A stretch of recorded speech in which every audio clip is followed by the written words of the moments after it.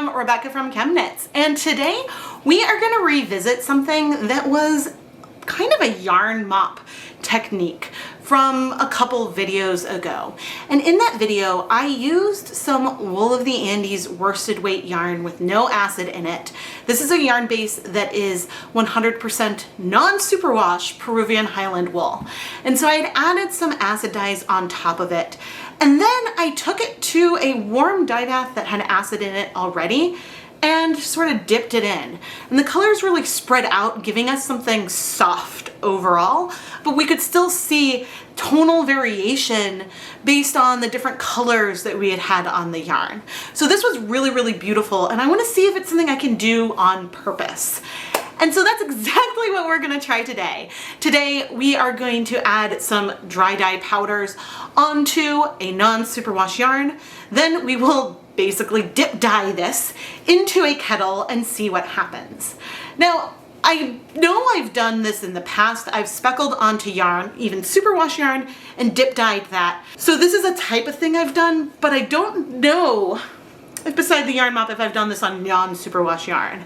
If I have done it before, put the video in the comments, or at least the title, and yeah, I'm sure we've got hundreds and hundreds of videos here on the channel. I am sure there are things that I have done that I will do feeling like it's the first time, but this is something that, again, I want to see if I can do on purpose and see what kind of effect we can get. Of course, the result that we get would probably be a little bit more predictable if I was choosing dye colors that I was a lot more familiar with.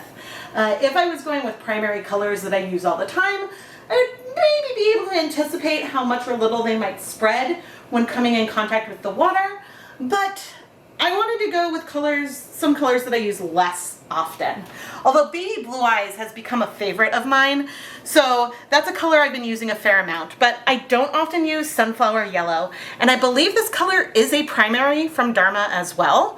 It's just not as bright as Brilliant Yellow.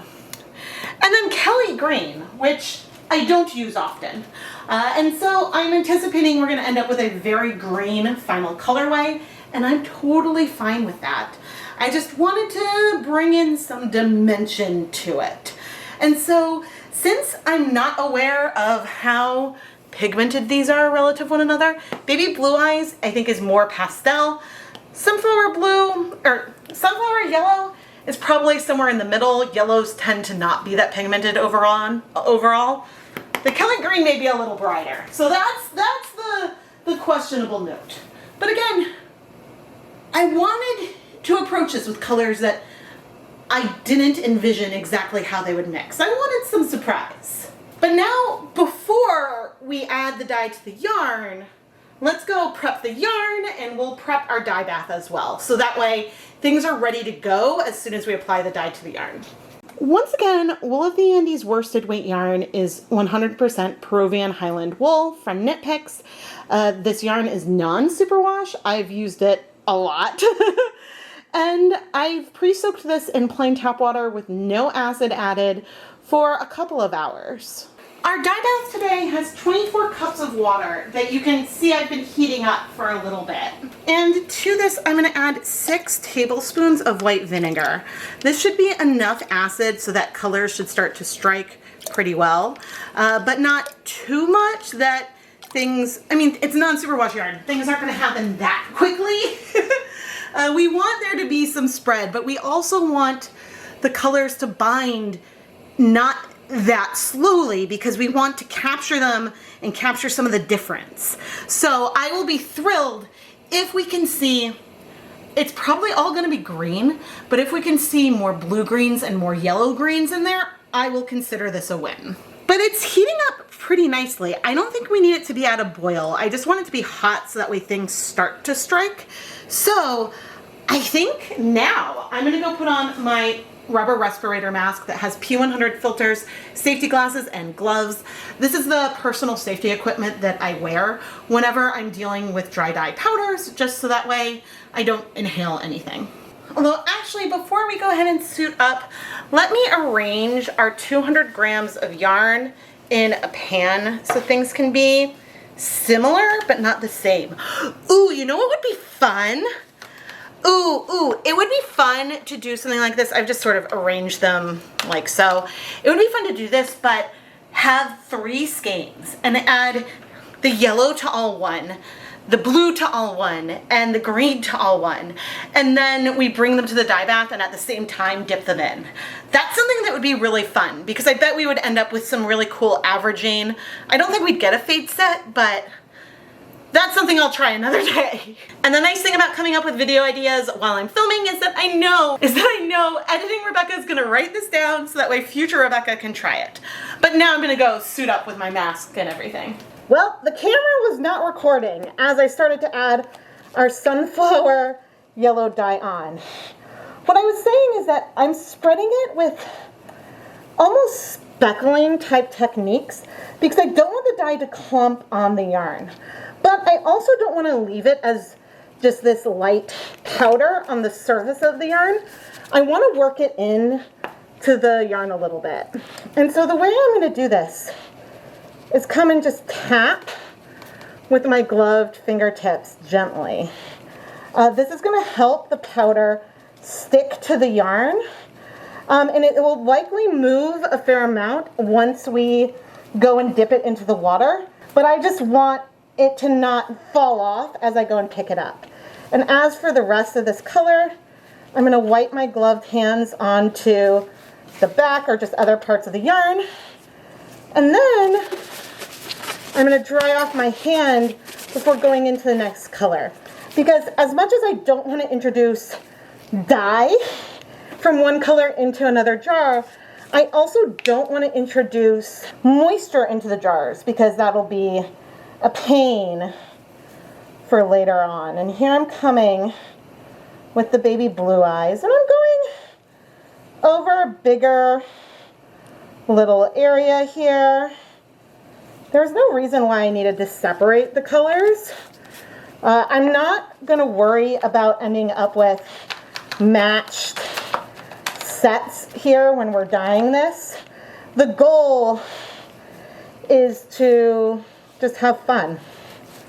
And see, even now we can blend the colors a bit as I'm trying to wipe that excess dye off of my gloves.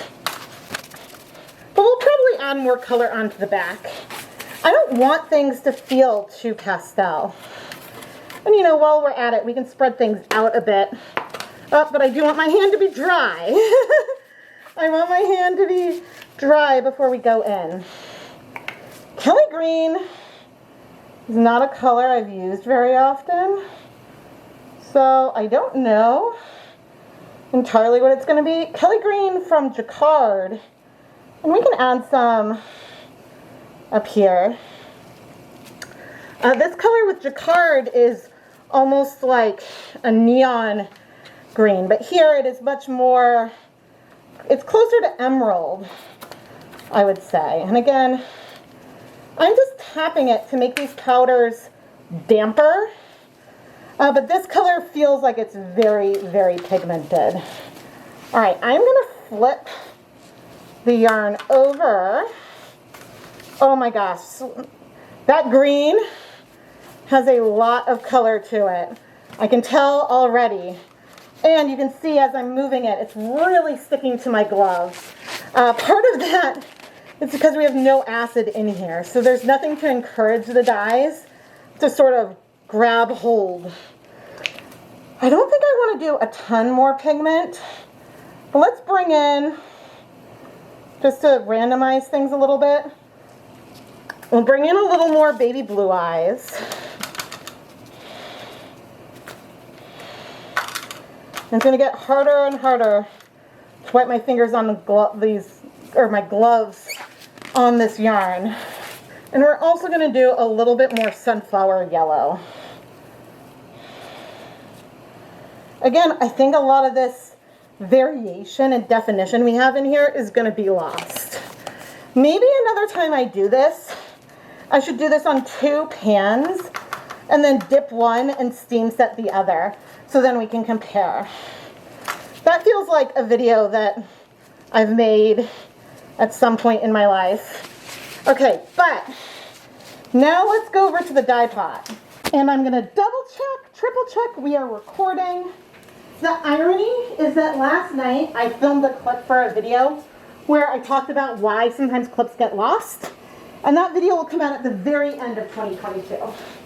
But it's just ironic that I was talking about that last night. Here is our yarn. I'm going to gently pick it up by the handles. And you'll notice I'm still wearing my respirator mask. And that is because there might still be some powder around. But let's go in. Ooh, look at that teal that we're getting. And I'm just slowly dipping in. And then I'm going to add this last bit, and I'm now not going to move. There was a lot of movement, but now I'm going to stop, and we'll see what happens. We do have a little bit of dye left here on the pan, and I think I want to try to rinse that out. I'm going to rinse it into a cup. I rinse it into 2 different cups, and I'll add that dye in. And again, we're not going to move things anymore, but at this stage I can take off my mask. And another thing I can do now is, this won't hurt, let's add another 3 tablespoons of white vinegar, because we want to kind of capture things where they are at this point. I don't want things to spread further. Now, right now, at least on one skein, I can see a little patch of dark blue. Everything else is looking relatively even. I don't know if there's going to be a similar dark blue somewhere else. I don't know if we will have captured some of those yellows. It's possible that all of that variation we have is going to be relatively just like a green tonal yarn. And if that's the case, that's the case. But I will be curious to note if we get the most variation on the part of the yarn that went into the pot less. What I can say is it is taking all of my self-control to not move things more right now. I want to move it. I want to move it. I want to see what's happening. But at this stage, I know if I move it more, that's going to introduce more blending. So let's try to wait. Let's wait like 10 to 15 minutes and then we'll check back in. I do want to take a moment and chat about adding non-superwash yarn to a hot dye bath, because that feels like a no, right? But when you have yarn that is cold because we're room temperature and you add it to a hot dye bath, the fibers are going to relax a bit. And so you don't want to agitate it a lot once it is in that warm state. But the act of adding it to the warm dye bath doesn't really cause any felting, at least not in that I've experienced. The place where felting is more likely to happen is when you're washing the yarn and moving it and twisting it and adding that agitation.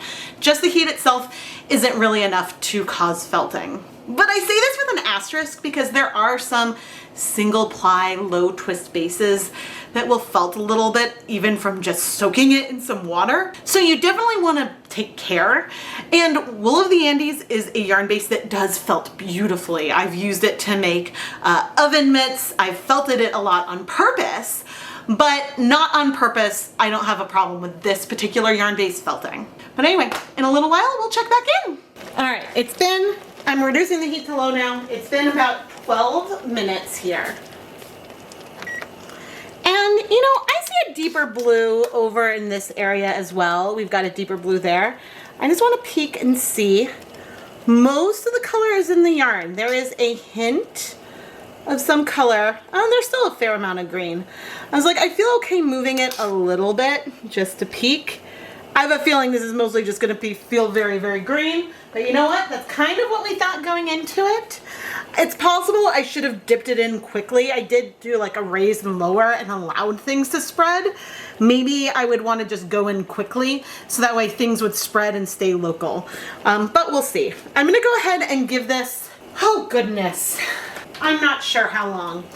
I'm going to be setting a timer for 45 minutes for another project, so why not? We'll let this one go 45 minutes as well, with the heat on the lowest setting. Normally I would do 30 minutes, but since I have a timer already set, the extra 15 minutes won't hurt anything. It's been 45 minutes. I'm going to turn off the heat and let's attempt to peek at this yarn a little more. There is a hint of color in here, and while things are very, very green, I do think I see some tonal differences, at least when it comes to the blue. But I have a feeling that Kelly green just really spread out. And that's fine. I'm gonna go ahead and just leave the yarn in the pot to cool slowly. I could remove it, but the circumstances right now means that letting it cool slowly in the pot for a while makes more sense. I may eventually remove it, but I do want to make sure the yarn is completely cool before we wash it, whether I remove it now or remove it later. But I'm not concerned with the slight green that is left here in the pot, but we may absorb more of that just by sitting. Adding to the list of things I would like to try following what we've seen here today is maybe having some acid in the yarn to begin with. Then, even though the colors will probably spread out a lot, some may stay where it's originally placed. There are many options here, but I'm feeling like, given how much all of these colors spread, and again, we'll have to wait till it's dry to see how much dimension we have in there, it's potentially not worth going about this technique to create this type of colorway. I think it's fun. It would be fun to use more as a yarn mop. And I still want to do some of these experiments that I've mentioned just to see how the colors are spreading. But I think that we could have just mixed these colors together and kind of poured it into the pot, and we may have ended up with more variation than what we do now, especially given where the yarn was before we dunked it into the pot. So which of the proposed experiments do you most want to see? Let me know down in the comments, and subscribe and do all the YouTube-y things while I have your attention. Let's wash our green yarn, and right here I feel like I see a little bit more yellow. I definitely see some slight patches that are more blue. Some of these differences will be a little more obvious once the yarn is dry, but I do feel like I see a little more yellow and a little more blue areas. I wonder what would have happened if we picked colors that wouldn't all combine into a green. I mean, this is a very, very pretty green, but again, I think that this is overall a technique that I'm only gonna go for if I'm trying to use up colors, like if I have leftover dyes, versus doing it to create a colorway like this. Because I think that we could create something like this in a simpler kind of technique with less mess, potentially. The Dyepot did run clear after like an hour or so. I don't have any footage of that. But I just added some dish soap, and I'm gonna fill up the basin. And now we'll just check and see, but I haven't seen any bleeding.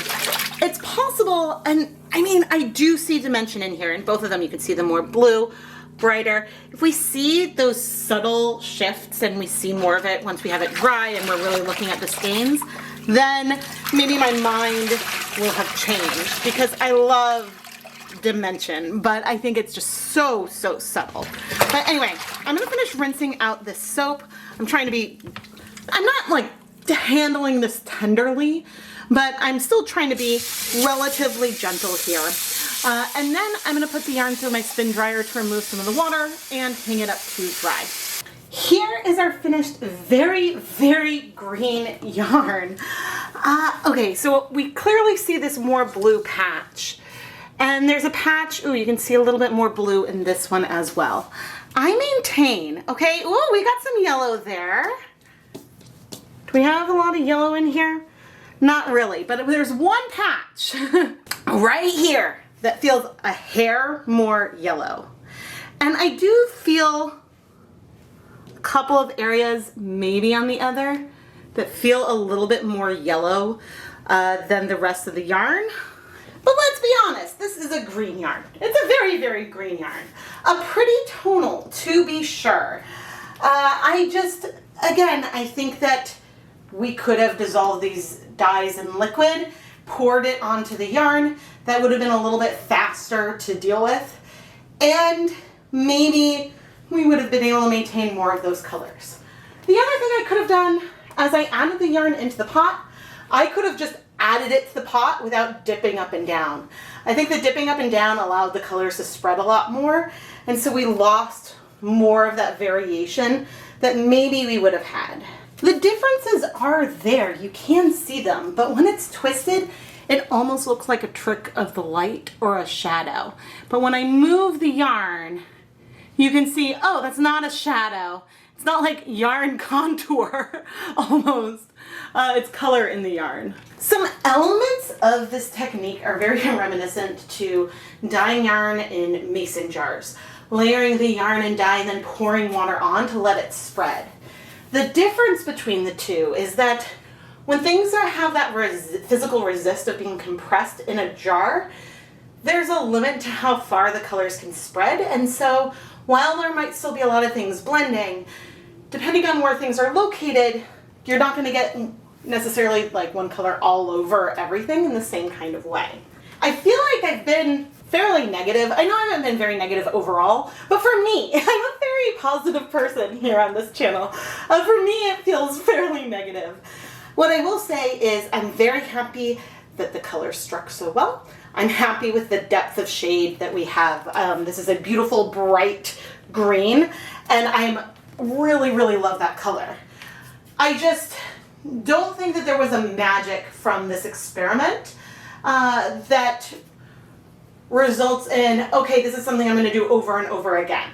Now, will I do it again but try some tweaks with the technique? Sure, because I still want to see if there's something I can capture, but I might need to make better choices also about the colors I'm combining, because that Kelly green maybe is a color that spreads a lot, and since the average of everything I was adding was going to be very green, maybe it just wasn't the best choice. So maybe I would have seen more variation if I had picked different colors. I look forward to hearing what you think down in the comments. And while you're leaving a comment to let me know your opinions on the whole video, please also give it a thumbs up and make sure you're subscribed. It's the biggest way you can help support the content here. Zoomed in, I feel like you see a little bit of those differences in color, maybe? I do see some areas that are more yellow. It's just very subtle. If you love the yarn I dye, go and check out the ChemKnits Creations Etsy shop. My shop is filled with hundreds of skeins of hand-dyed yarn that have been featured in videos on the ChemKnits Tutorials YouTube channel. So it's a great way to help support content here. You buy some yarn, get to watch how it's made. I feel like it's a great win-win-win. I am Rebecca from ChemKnits, and thank you so much for watching.